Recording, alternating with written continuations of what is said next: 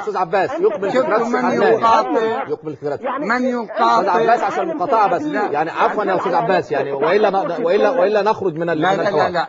الان إذا هناك نقطتان وأنتهي. الأولى لا تقاطع، لا تقاطع. شكرا يا أستاذ عباس. لا إن لم يكمل الأستاذ عباس فكرته، لأن ده جزء محور مهم. أنا هترك. طب استنى يا أستاذ محمود، اترك له الفرصة حتى يا أستاذ عباس لو سمحت دع الشيخ عدنان يتحدث وأعطي لك الوقت. الحديث كيف أدعه يتحدث؟ لا الحديث كان حديثه. الحديث كان حديثه، لأن هو لا. كيف انتهى وقتي؟ انا تكلمت. انت لا انت يا استاذ عباس يعني معك، انت معنا على التليفون طوال الحلقه، يعني هنستاذنك ولك كل الوقت. لا بس اكمل فكرتي، بس فكره اعطيك اياها وخلاص. يعني هو الراجل يسال، طب يكمل سؤاله يعني. عفوا يعني كمل سؤالك. طب اتكلم، اتفضل يا استاذ عباس، اتفضل. نعم. اتفضل. يقول يتحجج ان عندنا كتاب فصل الخطاب، كأن احنا انكرنا فصل الخطاب. فصل الخطاب لواحد من علمائنا، نعم، لا هو شيخ الطائفة ولا هو مرجع عندنا، ولا ليس له وزن كوزن الشيخ الصدوق، ولا وزن كالسيد الخوئي ولا الشيخ المفيد، ليس له ذاك الوزن الثقيل. وامامي ايضا كتاب لاحد علماء السنة فيه فصل كامل. تعرف شنو يقول في هذا الفصل؟ يقول ما غيره الحجاج في المصحف هذا، ويعطينا 12 آية غيرها الحجاج في المصحف. ثم يقول وهذا لا يتنافى مع قوله إنا نحن نزلنا الذكر، لأن المراد بالحفظ مفهوم الألفاظ فقط لا منطوقها. هذا كتاب ابن الخطيب اسمه الفرقان، وأنا مشترينه قبل شهور من السعودية. لماذا لا تكفرون هذا الرجل؟ أنتم فقط تريدون أن تكفرون علماء الشيعة وتريدون أن تكفروننا، تبحثون في الأوراق الصفراء وفي وصلت الفكرة. تفضل شيخ عدنان. تقولون أن الشيعة كفار، الشيعة روافض، شكرا لك. كذا وكذا. الشيخ عدنان يرد عليك. الشيخ عدنان تفضل. الشيخ عدنان. أحمد الله عز وجل الذي حرم علينا الكذب وأباحه قوم آخرون. لقد كنت من أول الحلقات حتى الآن أعرض هذا الكتاب، وكان الأستاذ رئيس المركز ينفي ذلك وينسبني إلى الكذب ويقول لي روح جيب من المطابع وسافر سوريا إلى غير ذلك.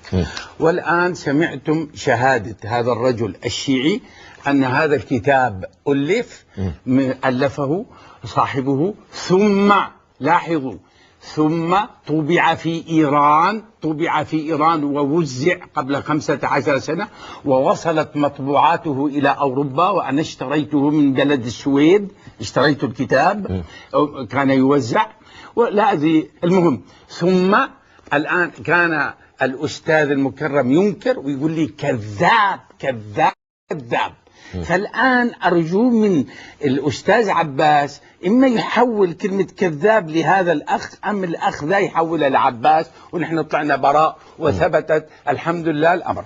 أما دعواه إن الحجاج غير، نعم. طب عشان السادة المشاهدين يفهموا شوية. طب راسي اللي انت هذا الكتاب والذي اعترف به ماله هذا الكتاب عنوانه فصل الخطاب في إثبات تحريف كتاب رب الأرباب. ثم نصره في هذه المقدمة فقال إن علماء المذهب كلهم إلا 4 من باب الأمانة العلمية.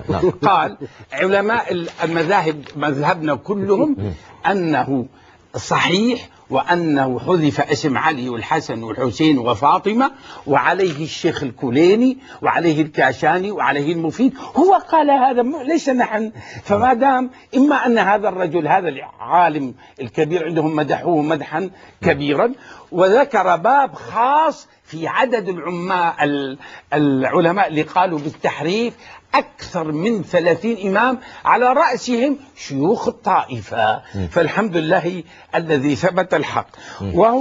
وقال الإمام ابن حزم الأندلسي الوهابي نعم. هو لأنه بيركز دائما يخرج عن الموضوع كما تشاهدون، ويقول الوهابي ليست هذه نقطة البحث. هل الملك عبد الله الثاني وهابي لأنه أدرك حقيقة الشيعة؟ المهم قال ابن حزم ومن قول الإمامية كلها قديما وحديثا أن القرآن مبدل فيه زيد فيه ما ليس فيه ونقص منه كثير. حاشا علي بن الحسن المرتضى علم الهدى، إلى أن قال ومع ذلك فكان ينكر هذا القول. شيخ عدنان لك 3 دقائق بعد اذن حضرتك. معانا الشيخ عباس تاني. لا الشيخ عباس على الهواء معانا يسمعك يعني. يعني هل لك مداخله يا استاذ عباس؟ يعني قال لك الشيخ عدنان ان هناك اكثر من 30 من علماء الشيعه هل كذاب هو هذا العالم؟ نعم. هذا العالم كذاب هنا. بس معنا على هذا. تفضل. لم يقل لحظه قبل ما يبدا فما اقاطعه. لم يبحث في أن الرواية صحيحة أو غير صحيحة. قال هذا ديننا، هذا من ضروريات المذهب، هذا مذهب هؤلاء العلماء. إذا ليس بحثنا في نقطة البحث إنه الرواية صحيحة ولا. قالوا العبارات التالية: العلماء متواترة مجمع عليها من ضروريات المذهب، ونقل أقوالهم هنا ولم نأتي بها من جيوبنا. حتى لا ننسى شيخ عدنان، معنا على الهاتف كما قلت من بداية الحلقة وهو ضيف عزيز سيكون ثابتا معنا طول الشهر الأستاذ عباس الجمري. يعني أستاذ عباس، يعني أريد أن آخذ منك وعدا كي تضيء شاشة قناة صفا وتأتي بكافة المراجع التي تؤيد فكرتك والتي تبرز وجهة نظرك ووجهة نظر علماء الشيعة، لكي نتقارب، يعني لكي نتحد، لكي نكون أمة واحدة. ممكن ناخد منك هذا الوعد وتشرفنا في القناة أستاذ عباس؟ والله لا، ما أوعدك، أنا ما أوعدك، بس أحاول. نعم، يعني حاول كده ونأتنس بك وبصحبتك وبآرائك وأفكارك. ممكن أذكر له بعض العلماء حتى يرد. لا بأس. طيب أستاذ، نعم، أذكر له نص دقيقة أذكر له بعض العلماء. نعم يا أستاذ عباس. زين، خلي العرعور يقول اللي عنده. متى تحضر إلينا؟ يعني ننتظرك. طبعا في رمضان لا أستطيع. يعني ما هو البرنامج مش مشكلة، يعني ممكن بعد رمضان لو أعطيتنا وعد ويسجل عليك أمام الله والتاريخ، واخد بالك، وننتظرك بعد رمضان. متى؟ أجي بس تضمن إلي أمني. نعم. القناة تضمن إلي أمني. القناة تضمن تضمنها؟ تضمن أمن. أنت آمن يا أستاذ عباس في يعني أنت آمن في أنت في مصر يعني لا مصر. وين آمن أنا؟ وين آمن؟ مصر تفركش الشيعة في كل مكان، تلاحقهم بالسلاح والسجون غياهب. لا لم يكن هذا، ومعك الزميل محمود جابر يضمن لك هذا ويخبرك بأن مصر بلد الأمن والأمان، وليس هناك اعتراض. لو كان هذا صحيح لأخذ هذا إلى السجن. نعم، وهو مصري. أيوة، لو كان صحيح كانوا أخذوه.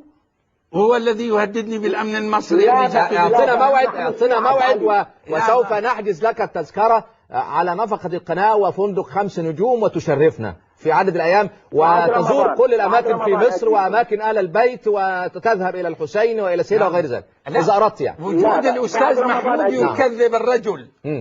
وجود الأستاذ محمود يكذبك. عموما في نهاية الحديث فكر جليا وننتظر. أذكر بعض العلماء. الشيخ عدنان هيذكر لك بعض العلماء الشيعة حول هذه النقطة. يقول مؤلف الكتاب أن التغيير هو مذهب. دقيقة فقط. نستمع. هو مذهب. لاحظ، ما قال رواية صحيحة كما رديت على الأستاذ صالح. أيوة، كتاب فصل الخطاب. وهو مذهب الشيخ الجليل علي بن إبراهيم القمي شيخ الكليني في تفسيره،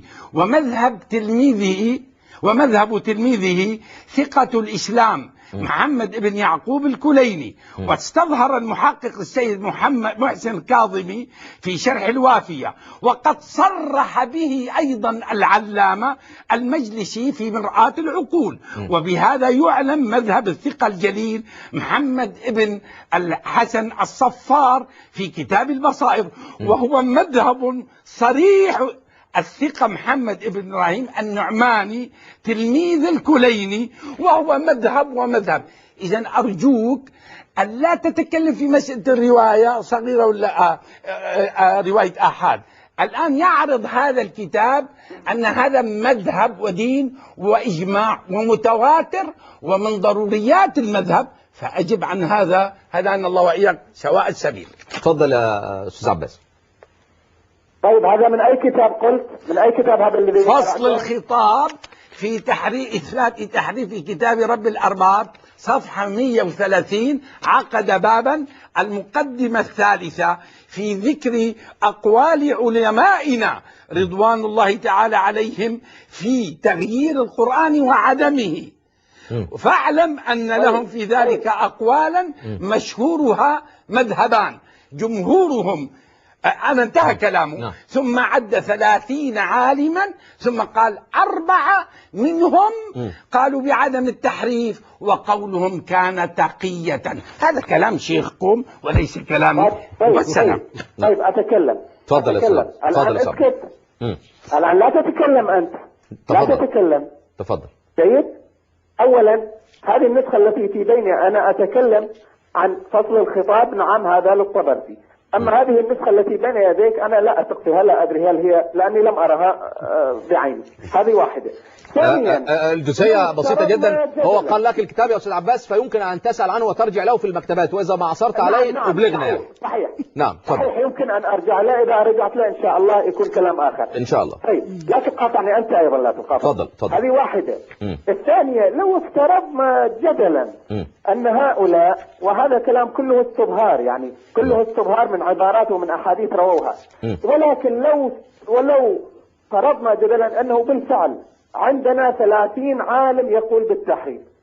يا شيخ عدنان، أنت إذا أخذت أعيان الشيعة، كتاب أعيان الشيعة فقط الوحدة فيه من علماء هذا العصر فقط أكثر من 10,000 عالم كلهم يمثلون الطائفة. هل هذا القمي وغير القمي، هذا لو افترضنا جدلا هذا الكلام صحيح، هل هذا يدل على أن هذا مذهب الشيعة؟ ثانيا أين قال هذا الكلام القمي؟ دعني من الكلام المنقول. أنت جايب لي 3-4 ورقات كلها كلام منقول، قال العالم الفلاني. لا صورة من الكتاب. أين قال القمي؟ أين قال القمي؟ وأين قال أستاذه هذا الكلام؟ أعطني كلامهم، لا تنقل لي كلام منقول.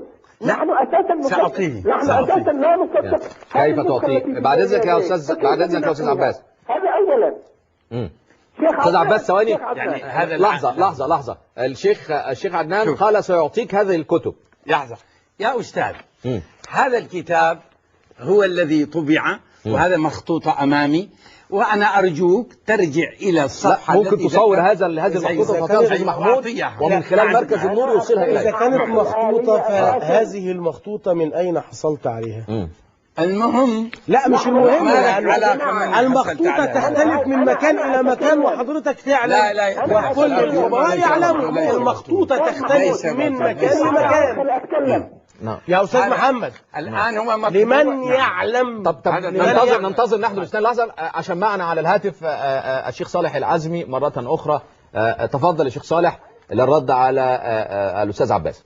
السلام عليكم ورحمة الله وبركاته. وعليكم السلام ورحمة الله. في الحقيقة يعني أقول آن الأوان في الحقيقة، وأنا أقول الآن اتضحت الرؤية على الأقل في نقطتين أو لنقطتين. النقطة الأولى أن كتاب فصل خطاب في إثبات تحريف كتاب رب الأرباب هو كتاب معروف مشهور الذي أنكره الضيف الجالس بجوارك وأقر به عباس الجمري. هذه واحدة. نعم.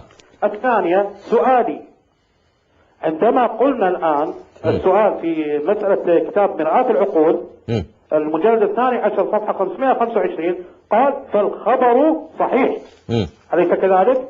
يا ليته يعني قد توقف عند هذا الأمر، ولكنه عندما قال فالخبر صحيح انتقل بعد ذلك لمسألة مهمة. ماذا قال بعد ذلك؟ وهذا الكلام أتمنى من عباس الجمري أن يدقق جيدا فيه. قال هو شيخ صالح هو معك على التليفون الأستاذ عباس الجمري، ممكن يرد عليك بعد أن تلهي في فكرتك. تفضل. لا بأس. قال ولا يخفى أن هذا الخبر وكثير من الأخبار الصحيحة، لاحظ أنه قال كثير، ووصف هذه الأخبار بأن حكم عليها بأنها صحيحة.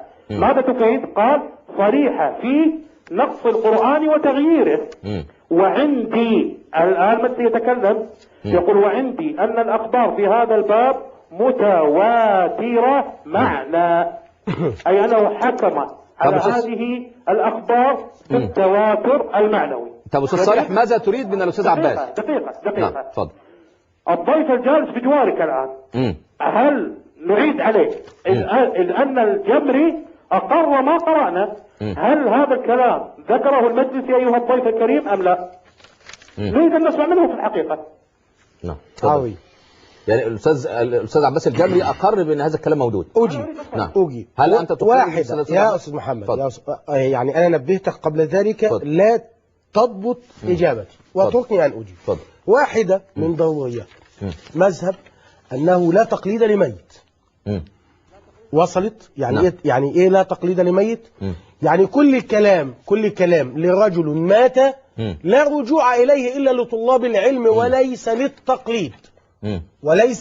للتقليد. الأمر الثاني قلت ما عليه جمهور وعلماء المذهب هو أن هذا الكتاب هو كتاب الله تعالى، ليس فيه زيادة ولا نقص في النص، لكن فيه تحريف في التأويل. لكن هناك تحريف في التأويل. دي نقلناها عنك. الآخر مش قناعة عندي، نقلناها عنك. بقول نقلناها الأمر عنك. الآخر أن هذه النسخة التي جاء بها نحن لا نعرف، وصاحبها ليس له موقع، يعني ليس له اعتبار. واخد بال حضرتك؟ ونحن نشك فيه. أستاذ صالح المجلسي، بعد إذن حضرتك، أستاذ صالح المجلسي ليس له اعتبار لدى علماء الشيعة. أنا أقول النوري. أنا أقول النوري ليس له اعتبار. أما كلام المجلسي يا أستاذ صالح نسمع عليه تفضل أستاذ صالح. نعم. الآن أنا أريد أن أعرف المجلسي أمامي يقول الخبر صحيح ثم استطرد بقوله ولا يخفى أن هذا الخبر وكثير من الأخبار الصحيحة صريحة في نقص القرآن وتغييره، وعندي أن الأخبار في هذا الباب متواترة معنا وطرح جميعها يوجب رفع الاعتماد على الأخبار رأسا. في أول فصل الكلام عن القرآن يا أستاذ صالح. ينهي بس. تفضل صالح. هذا الرجل في المجلس الآن وقع في إيش؟ وقع الآن في مسألة كبيرة في الحقيقة. بالنظر إلى الروايات التي تثبت الإمامة وجد لها سند معين، طريق معين، والروايات التي تثبت التحريف وجد لها كذلك هذا السند، إذ أنه يقول الذين نقلوا لنا الإمامة هم بعينهم نقلوا لنا إيش؟ التحريف. فإما أن نقول بالإمامة نثبتها وعندها يلزمنا أن نقول بالتحريف، أو أننا نقول بسلامة القرآن ولكننا سنقع في مأزق، ما هو أننا سننكر أو سنرد الإمامة. فقدر وقدر ثم قتل كيف قدر، كيف أنه اختار الطعن في كتاب ربنا سبحانه وتعالى على أن يقول بتلك الإمامة المزعومة التي ما عليها دليل لا من الكتاب ولا من السنة. سؤالك التالي، الضيف المحترم الذي هو بجوارك الآن كان يقول ابتداء من كان يقول بأن القرآن محرف فهو كافر. نسأل الآن الطبرسي هل يقول بتحريف القرآن؟ المجلسي هل يقول بتحريف القرآن؟ نريد أن نعرف منه الآن. هذه عينة، الرجل طرح فكرة معينة وهذه الفكرة سمعها الكثير من الناس وشاهدوها عبر التلفاز، أليس كذلك؟ نريد الآن حتى نثبت وندعم ما نقول دائما بأن الشيعة دائما عندهم عبارات ولكن لا تنزل على أرض الواقع. الآن هذا الرجل يقول من قال بالتحريف فهو كافر. نريد أن نعرف الآن، تقصد أن المجلسي والطبرسي رأي الأستاذ محمود فيهم إيه يا شيخ صالح؟ عفوا؟ تقصد أن المجلسي والطبرسي وغير ذلك من علماء الشيعة الذين قالوا بالتحريف رأي الأستاذ محمود فيهم إيه؟ نعم، هل كفروا أم لم يكفروا؟ على اعتبار الأستاذ محمود قال من بداية الحلقات أن من تناول القرآن بالتحريف فهو كافر. نعم. نريد أن نسمع. ماذا قلت؟ أنت قلت عذرا دقيقة. طب نتركه يرد يا شيخ صالح. دقيقة يا شيخ. تفضل. أريد أن ينتبه الجميع وبالأخص عوام الشيعة. الكلام موجه لعلماء الشيعة، إذ أنهم حكموا بعد أن نظروا في تلك المرويات على حكموا بتحريف القرآن. أما أن تأتيني برواية ثم تقول لي ماذا تقول فيها؟ الرواية تدخل في باب الناسخ والمنسوخ وغيره، ثم إنه أتى بعينة قبل قليل من الأمثلة التي ذكرها هو الآن بجوارك الآن يتكلم في مسألة الناسخ والمنسوخ، وهذه المسائل ذكرها يعني كثير من علماء الشيعة. أبو جعفر محمد الطوسي الملقب بشيخ الطائفة قال إذ قال النسخ في القرآن من أقسام ثلاثة، منها ما نسخ لفظة دون حكمة كآية الرجم. وكذلك كمال الدين عبد الرحمن العتانقي الحلي ذكروا كذلك هناك مصادر كثيرة جدا حتى لا أطيل عليكم، لكن السؤال الذي يطرح نفسه الآن. نعم. آخر سؤال لك يا شيخ صالح عشان وقت البرنامج، تفضل. لا بأس. الآن لو ثبت لنا هذا الكلام، أما أنا أقولها وهذه هي عقيدة أهل السنة والجماعة، لا نقول بأن عليا أو الحسن أو الحسين أو علي بن الحسين أو الباقر أو الصادق أو موسى أو أي إمام من هؤلاء الأئمة حاشاهم أن يقولوا بالتحريف أبدا، ولكننا وجدنا من علماء الشيعة من نسب لهؤلاء أنهم قالوا بالتحريف، والرجل الذي أمامك الآن قال بكفر من قال بالتحريف. يلزم أن شكرا. وصلت فكرة شيخ صالح. نعم اتفضل أستاذ محمود. أيها المتصل والسادة المشاهدون يعلمون أن الإمامة وهي كانت حديثنا اليوم الذي نصفهم لك ونصفهم للشيخ عدنان. تفضل. وهي كانت حديثنا الذي تغير موجودة ينص عليها القرآن، وفي حينها سندلل أن الإمامة ينص عليها القرآن. لمن يعلم أو لا يعلم، لمن لا يعلم سنعلمه أن آيات الإمامة عموما سنتناول غدا بإذنك يا رب الإمامة من منذ غد، أن آيات الإمامة ننهي التحريف تماما. أخلص يا أستاذ محمد. أن آيات الإمامة موجودة في القرآن الذي بين أيدينا. أبرزها من غدا. الأمر الثاني قلت وأقول وأكرر أن اعتقادنا نحن الإمامي أن هذا القرآن بتمامه من الناس من الفاتحة إلى الناس هو كتاب الله تعالى، لم يزد عليه شيئا ولم ينقص. ومن قال غير ذلك كفر، ومن قال غير ذلك فليس من أهل ملة الإسلام. أما أن تقول أنت كافر، واخد بال حضرتك، قول إذا كان معك لا نكفر أحد. إذا كان معك مفتاح الجنة والنار اتفضل افتح واقفل، واخد بال يعني ليس من أهل الإسلام. يعني إذا كان المتصل مع المفاتيح فاتفضل يفتح ويقفل. وإذا كان الضيف الآخر في نصف دقيقة محتاج أختم حديثك. الأخير عشان أختم. كل الروايات التي تتحدث عن الزيادة والنقصان في القرآن هي روايات أحاد، والذي جاء بها هو أولى بها.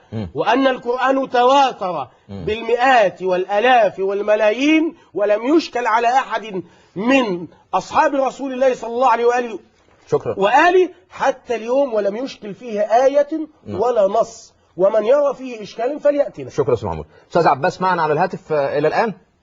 نعم. طب أستاذ عباس بعد إذن حضرتك، يعني أنت ذكرت أن هناك ردا على الشيخ عدنان في نصف دقيقة فقط أن دول 30 عالم من علماء الشيعة، وأن دلوقتي في 10,000 عالم. أنت تعلم أن القدماء مثلا لدى مثلا السنة البخاري مسلم هو عالم واحد أخذ عنه عشرات الآلاف نظرا للتكاثر والتناسل. يعني 3 مليون متخصصين في الحديث، لكن كلهم نقلوا عن شخص. فهؤلاء 30 ممكن تفصلهم مثلا ب 300,000 مثلا. ماذا تقول في هذا؟ هذا كلام ظني، والظن لا يغني عن العلم شيئا. نعم. طب لك نصف دقيقة تختم حوارك وما تريد. تفضل. أتكلم 30 ثانية وتقاطعني. تفضل. لا لن أقاطعك 30 ثانية ولن أقاطعك. تفضل. لا 30 ثانية ما تسوي شيء. يقول الإمام الخميني إذا أنت تبغي الحق وتبغي عقيدتنا اسمع كلامه. لو كان الأمر كما توهم صاحب فصل الخطاب الذي كان كتبه لا يفيد علما ولا عملا، وإنما هو إيراد روايات ضعاف أعرض عنها الأصحاب.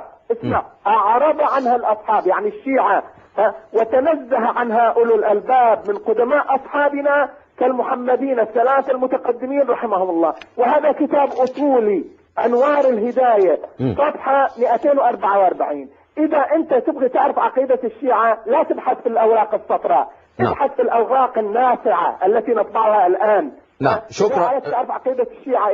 وصلت فكرتك يا شيخ أستاذ عباس، ومعنا غدا إن شاء الله أنت على الهاتف في حلقة الغد، وبإذن الله سوف نتناول الإمامة، فنتشرف باتصالك غدا بإذن الله تعالى. وشكرا لك وكل عام وأنت بخير. الحديث لك شيخ عدنان. الحمد لله اعترفوا أن هناك علماء لا يهم العدد كثير أو قليل، هذا لا يهمنا. هناك علماء من الشيعة قالوا بالتحريف. هذا غير صحيح يا رجل. هذا اضبط حديثك، اضبط حديثك بس، اضبط حديثك. قاطعه هيدقق وقت اضافي، ياخد وقت اضافي، ياخد وقت، لكن بس عشان انا قلت نقطه نظام هتدخل. استاذ عباس استاذ محمد قال ان المجلسي قال هذا. لا يا استاذ محمد، يا استاذ ليس انت تختلف مع صاحبك يا استاذ محمد. لا اختلف معه وانت لا، وانت وهو لم تفهم هذا الكلام. يعني هو يقول الشيخ عدنان على قول الاستاذ عباس. هذه الرجل قال ان الروايات التي وردت هي روايات احاد. إذا موجودة يا عمي، ذكرها لأن الناس أعرضت عنها. نعم. يعني حواديت اتقالت عشان الحصر وعشان اللي معرفها. شكرا وصلت الفكرة. اتفضل يا أستاذ عبد الشيخ. ليست المسألة في العدد من غير مقاطعة، ولكن المسألة في 30 إماما من أئمتهم هم الذين ألفوا الكتب التي مرجع الشيعة إليها اليوم. فالكليني ألف الكافي وهو وأس الكتب الشيعية معروف الأربعة. إذن هؤلاء الأئمة هم الذين ألفوا هذه الكتب وهم الذين رووا هذه الأحاديث. النقطة المهمة، يا ترى أنا أصدق رجل ليس عنده علم والاطلاع على هذه الكتب ولا عنده علم في المصطلح اللي يقول هي آحاد ولم يقرأها، أم أصدق المفيد والمجلسي والكليني أئمة كبار؟ يعني أنتم لو أنا أخالف الإمام البخاري والشافعي ومالك وأحمد وأبو حنيفة هؤلاء الأئمة، تصدقون واحد مثلي أم تصدقون أولئك؟ فأولئك يقولون من ضروريات المذهب ويقولون أنها متواترة، ويقول النعمان كما قرأنا ولا أريد أن أكرر. لا تكرر. نعم. في الأنوار النعمانية يقول هي متواترة، نعمة الله الجزاء، متواترة، إمام كبير جدا معروف. هذه الكتب الكبيرة والأئمة الآن كيف يقول هذا آحاد ولا يعرف هذا الأمر؟ الأمر الثاني أيوة، مرجع الشيعة إلى هؤلاء الأئمة هي المصيبة. مرجع الشيعة إلى الأئمة الذين قالوا بالتحريف. فكيف الآن نصدق هؤلاء الذين ادعوا تحريف كتاب الله؟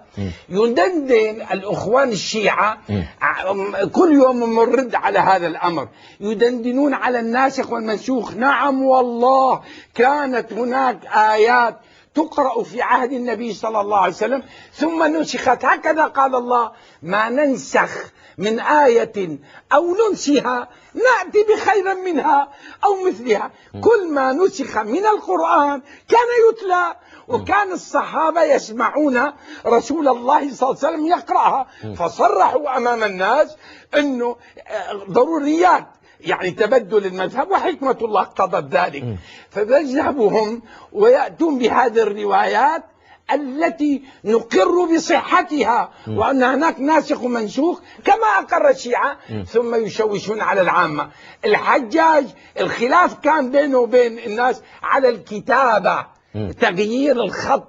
فمثلا رحمة هل تكتب بالتاء المفتوحة أو بالتاء المربوطة؟ فالأمة أهل السنة ضجوا وقاموا: لماذا الحجاج قرر نوعا من الإملاء دون غيره؟ فجاءوا هؤلاء وهو من أمر بالتنقيط لأبو الأسد الدؤلي وغير ذلك، فجاءوا ليدلسوا شكرا لك ويشوشوا على المسلمين. شكرا لك. والحمد لله الذي أنت أخذت دقيقتين، لم دقيقة من الحوار المخطوطة. شكرا. إذا هناك في آيات نسخت وآيات نسيت، ممكن أن تنسى لطبيعة البشر. نعم، طبقا للآية الكريمة: ما ننسخ من آية أو ننساها. شكرا أعزائي المشاهدين. أغلقنا هذا الملف، وغدا إن شاء الله تعالى غدا ليس أغلقنا هذا الملف تماما. كان لي ضبط الحديث. قلت نمرة دقيقة واحدة، دقيقة، لأن وقت الحلقة دقيقة. بعد إذن حضرتك باخذ دقيقة بعد. واحد قلت لا تقليد لميت. 2 قلت أن هذه روايات حواديت. تمام. 3 قلت ان ده اعتقادنا.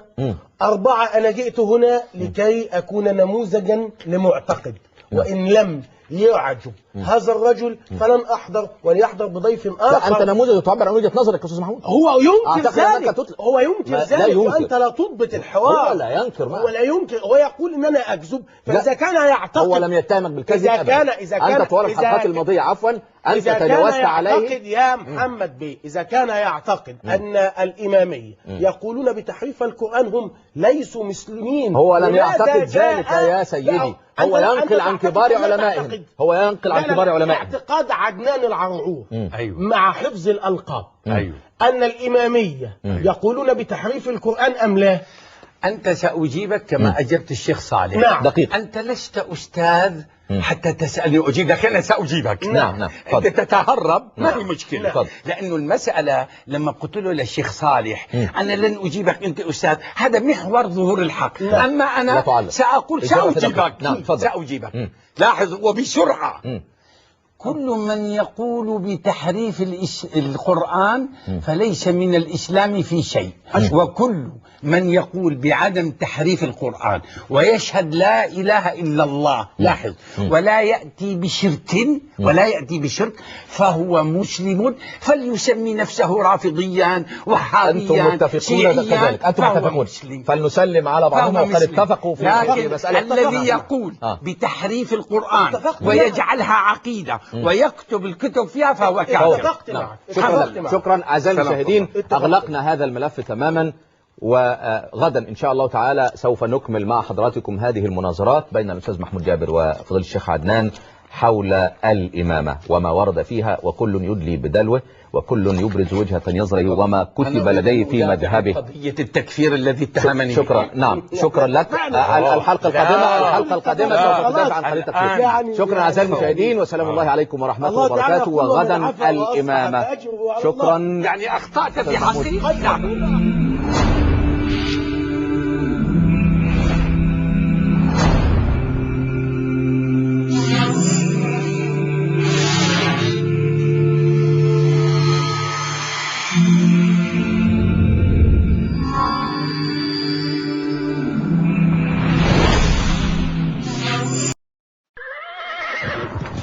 أعوذ بالله من الشيطان الرجيم.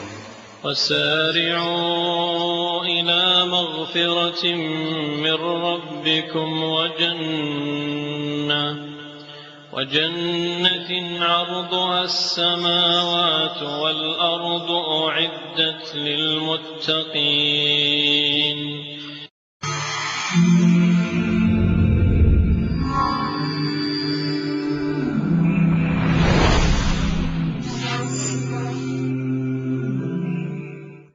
أعزائي المشاهدين، سلام الله عليكم ورحمة وبركاته، وأهلا ومرحبا بكم في خامس حلقات برنامجكم كلمة سواء. في هذا البرنامج نتناول بعضا مما يقوله إخواننا الشيعة، وأيضا ما يقوله الإخوان من أهل السنة والجماعة حول بعض النقاط الخلافية، حتى نبرزها للسادة مشاهدينا بحياد كامل وتام، وهذا ما أؤكد عليه من بداية حلقاتي. وإن قناة صفا هي فقط تلتزم بميثاق شرف العمل الصحفي، ونحن نؤكد على أننا لا نتعامل إلا بما تعلمناه في معاهد الإعلام وكلياته، أن الرسالة الإعلامية هي عبارة عن رسالة نوصلها عبر وسيلة إذاعة أو صحافة أو تلفزيون أو إنترنت أو ما يستجد من تكنولوجيا إلى مستقبل عبر مرسل وهو المذيع، من خلال ضيوف أعزاء فتصل الرسالة فيحدث رجع صدى أو فيدباك أو رأي عام يوضح له هذه الرسالة وتصل إليه ويتشربها. فنتمنى أن نوصل رسالتنا حول هذه الخلافات حتى نتقارب عبر قناة صفا بأمانة وحياد تامين. أهلا بكم، أرحب باسمكم أعزائي المشاهدين بضيوف الكرام، الأستاذ محمود جابر الباحث والكاتب مدير مركز النور للدراسات العلمية. أهلا بكم. أهلا بك أستاذ محمد، وأهلا بالسادة المشاهدين. أيضا أرحب بالشيخ عدنان بن محمد العرعور المشرف العام على جامع السنة النبوية. أهلا بك شيخ عدنان. أهلا بكم وبالمشاهدين جميعا. أعزائي المشاهدين، تناولنا في حلقاتنا الأربع الماضية مسألة تحريف القرآن ورأي أهل الشيعة ورأي أهل السنة فيها، ونرجو أن نكون قد أوصلنا رسالة، ونعتذر عما بدر منا من تقصير نظر لضيق وقت حلقات البرنامج. وإذا ما كان هناك أسئلة في أذهان السادة مشاهدينا الكرام من الطرفين فتليفونات القناة معروفة للجميع، فمن يريد الاتصال ليؤكد لنا أو يضيء لنا شمعة في طريق لم نصل إليه حول هذا الموضوع تحريف القرآن فنحن ننتظر الاتصال منه مشكورا. أغلقنا هذا الباب بالأمس. اليوم نتحدث عن موضوع كما أعلنا في نهاية حلقة الأمس عن الإمامة. نبدأ هذه الحلقة بسؤال: هل هناك، والسؤال للطرفين، وصية من النبي صلى الله عليه وسلم بالإمامة مجملا أو بالخلافة مجملا، أم أن النبي صلى الله عليه وسلم ترك الأمة تختار وترك الأمر شورى؟ هذا السؤال مطروح على طرفي حوار اليوم، أستاذ محمود وفضيلة الشيخ عدنان. ونبدأ بالأستاذ محمود، وأذكر بأدب الحوار، أذكر بعدم التجاوز سواء من ضيوف الكرام أو من السادة المتصلين. المسألة ليست انفعال، المسألة هي وجهات نظر تصل بأدلة ثبوتية، سواء كانت من الكتاب والسنة أو كانت أدلة عقلية. فمن كان له هذا التداخل فليتفضل ونحن نعرض وجهة نظره كاملة. أيضا نلتزم بالحوار 5 دقائق لكل ضيف. تفضل أستاذ محمود. بسم الله والصلاة والسلام على رسول الله صلى الله عليه وآله وصحبه ومن تبعهم بإحسان إلى يوم الدين. الإمامة هي تمام الرسالة. نعم. والله تعالى هو الذي جعله، وهذا ثابت في كتاب الله تعالى في أكثر من آية وفي أكثر من موضع. ففي سورة البقرة يقول الله تعالى: وإذ ابتلى إبراهيم ربه بكلمات فأتمهن قال إني جاعلك للناس إماما. نعم. وإذ ابتلى إبراهيم ربه بكلمات. نعم. لنداء القرآن. تفضل. نعم. تفضل. وفي سورة الأنعام: وتلك حجتنا آتيناها إبراهيم على قومه نرفع درجات من نشاء. وفي نهاية الآية يقول: أولئك الذين آتيناهم الكتاب والحكم والنبوة. أولئك الذين آتيناهم الكتاب والحكم والنبوة. نعم.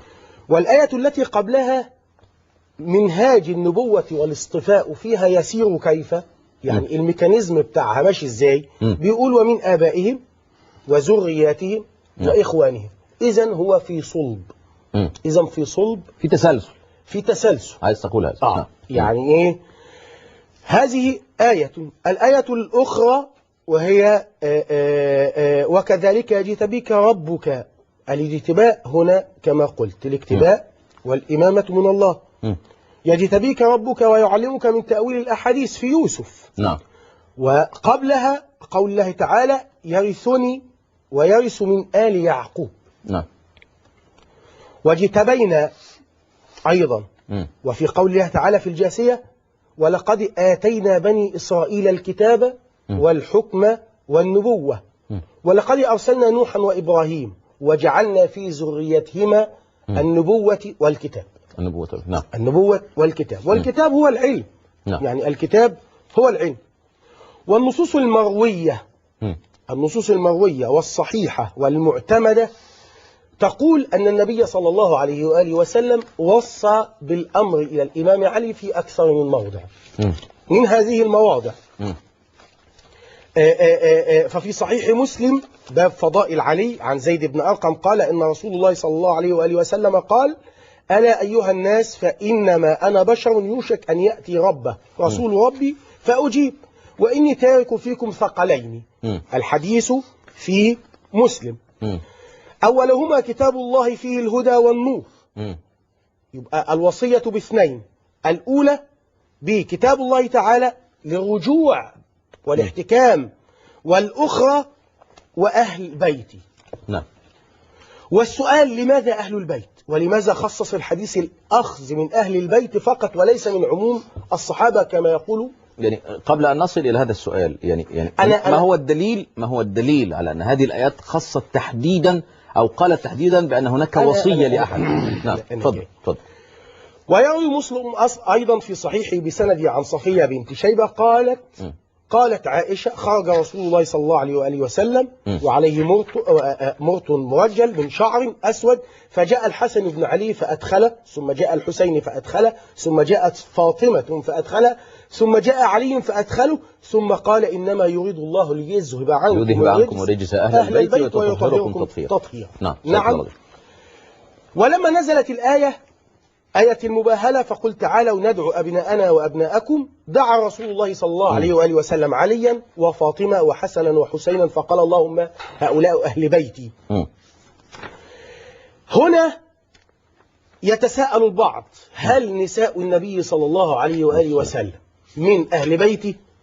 والإجابة عند مسلم حينما يقول إن المرأة تكون مع الرجل العصر ثم يطلقها فترجع إلى أهلها، إنما قصد بأهل البيت هم من حرموا الصدقة. هم من حرموا الصدقة، أي هم آل رسول الله صلى الله عليه وآله وسلم. طيب، ثم عندي الحديث بتاع غدير خم، والحديث مروي في كل مرويات أهل السنة. الحديث مروي في كل مرويات أهل السنة، حديث الإيه؟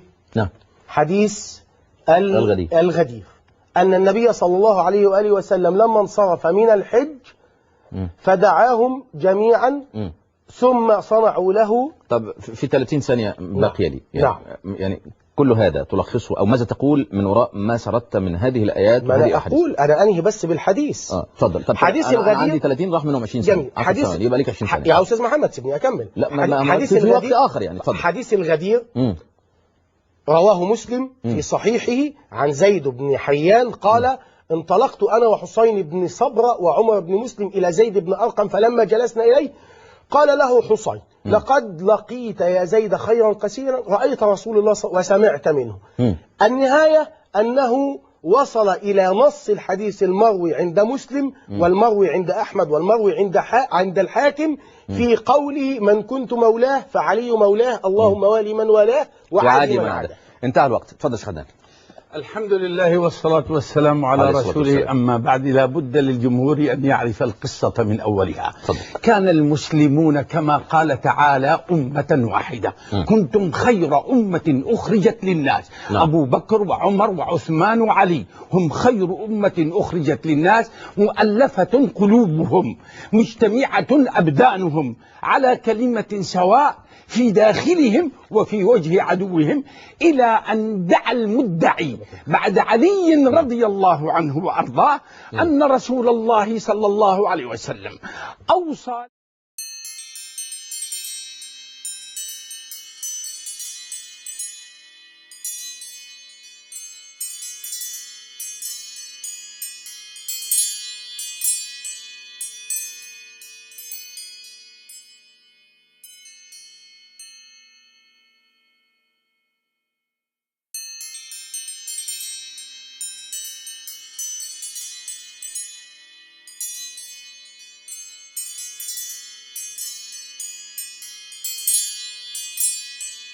علي بالإمامة، فجاء أبو بكر وجاء عمر وجاء عثمان واغتصبوا عليا رضي الله عنه. هذا التكليف